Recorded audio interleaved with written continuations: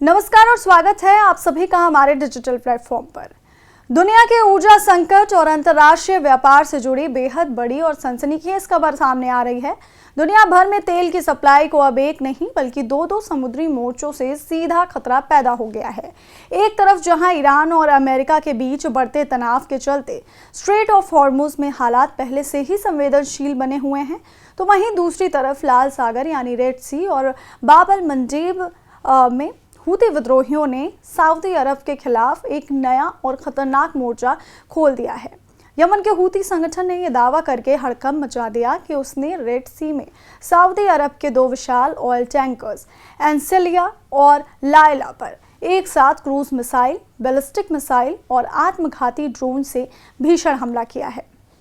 हूतियों का कहना है कि इस हमले के बाद दोनों जहाजों में आग लग गई। सऊदी अरब की सरकारी समाचार एजेंसी एसपीए ने फिलहाल एंसेलिया टैंकर पर हुए हमले की पुष्टि की है और बताया है कि जहाज के अगले हिस्से में आग जरूर लगी थी, लेकिन चालक दल के सभी सदस्य सुरक्षित हैं और स्थिति को संभाल लिया गया। इस नए घटनाक्रम ने वैश्विक अर्थव्यवस्था के साथ साथ दक्षिण एशिया के सबसे बड़े मुल्क पाकिस्तान के होश उड़ा दिए।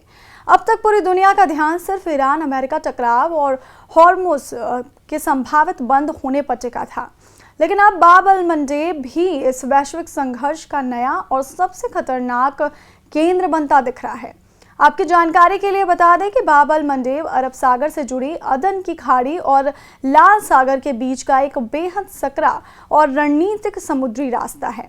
ठीक हॉर्मुज की तरह ही अगर ये रास्ता भी लंबे समय के लिए प्रभावित या बंद होता है तो इसका असर केवल मिडिल ईस्ट तक सीमित नहीं रहेगा, बल्कि एशिया और यूरोप समेत पूरी दुनिया के क्रूड ऑयल की सप्लाई ठप पड़ जाएगी और जहाज़ों का फ्रेट चार्ज यानी शिपिंग लागत आसमान छूने लगेगी। अब सवाल ये उठता है कि हूती विद्रोहियों ने सऊदी अरब के खिलाफ अचानक इतना आक्रामक रुख क्यों अपनाया। अल जजीरा की रिपोर्ट में सना के वरिष्ठ पत्रकार हुसैन अल बुखैती के हवाले से बताया गया है कि भले ही साल 2022 में सऊदी अरब और हूतियों के बीच एक रोड मैप समझौता हुआ था, लेकिन इसके बावजूद हूती नियंत्रित होदेदा बंदरगाह पर जहाज़ों की सामान्य आवाजाही बहाल नहीं हो सकी। इसके अलावा यमन के तेल और प्राकृतिक गैस से होने वाले राजस्व का हिस्सा हूती नियंत्रित इलाकों तक नहीं पहुंचा, जिससे वहां आर्थिक संकट गहराता चला गया।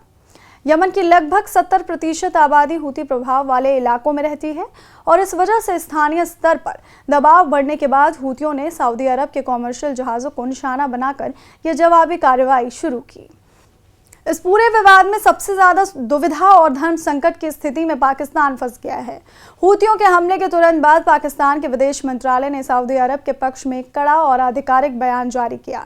पाकिस्तान ने कहा कि रेड सी में वाणिज्यिक जहाज़ों पर हमले क्षेत्रीय सुरक्षा, समुद्री आवाजाही की आज़ादी और वैश्विक व्यापार के लिए बड़ा खतरा है और उसने सऊदी अरब की सुरक्षा, संप्रभुता और क्षेत्रीय अखंडता के प्रति अपनी प्रतिबद्धता दोहराई है। लेकिन इस बयान के पीछे पाकिस्तान की एक बहुत बड़ी मजबूरी और सैन्य बाध्यता छिपी है।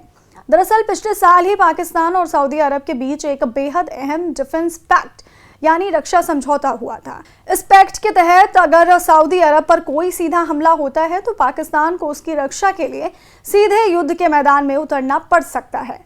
अब सबसे बड़ा यक्ष प्रश्न ये है कि अगर हूती विद्रोहियों के हमले इसी तरह जारी रहते हैं तो पाकिस्तान का अगला कदम क्या होगा। क्या इस्लामाबाद केवल बयानों तक सीमित रहकर कड़ा विरोध दर्ज कराएगा या फिर सऊदी अरब के दबाव में किसी प्रत्यक्ष सैन्य कार्रवाई के लिए अपनी सेना भेजेगा। अगर पाकिस्तान सीधे सैन्य एक्शन का रास्ता चुनता है तो वो ना चाहते हुए भी यमन हूती के उस दलदल में खिंच जाएगा जिससे वो दशकों से खुद को दूर रखने की कोशिश करता आया है। इसके अलावा पाकिस्तान के अंदर भी इस मुद्दे पर एक राय नहीं है। एक तरफ जहां सऊदी अरब उसका सबसे बड़ा वित्तीय मददगार और रणनीतिक साझेदार है, तो दूसरी तरफ पाकिस्तान का एक बड़ा धार्मिक और राजनीतिक वर्ग यमन के संघर्ष को अलग नजरिए से देखता है।